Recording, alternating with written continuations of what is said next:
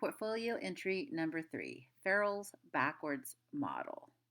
Have I used it in planning lessons? No, I haven't. I do know that the backwards model first starts with your learning objectives, and then you create your assessments, and then you create the learning activities and the strategies based on those assessments, based on the learning objective.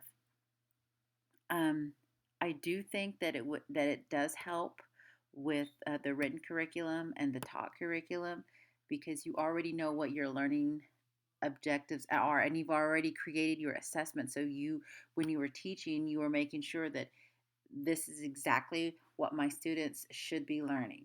This is exactly how they should be learning. At, are we tying it all back in together so that yes, my students are not only learning it and they are using it in real life situations and so forth.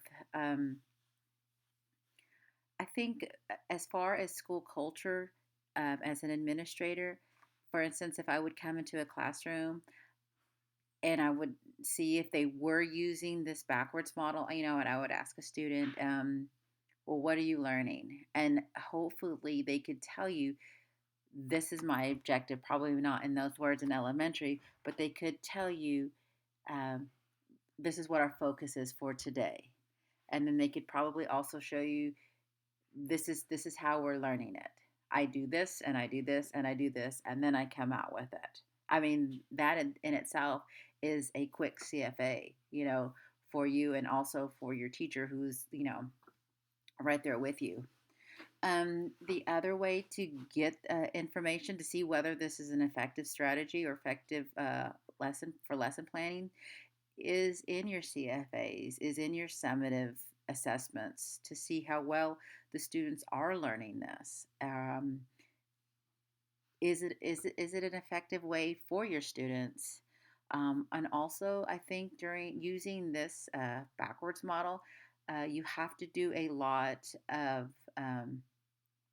reviewing, from previous grades. You have to make sure that they have all the prerequisites to be able to meet those objectives. And I think with this model, you would be able to find that a lot quicker, with your pre assessments, your post assessments, and also your CFAs to see where your students I mean, where they're learning and how well they're progressing towards that um, student objective. So, but yeah, I think I would like to start using this model.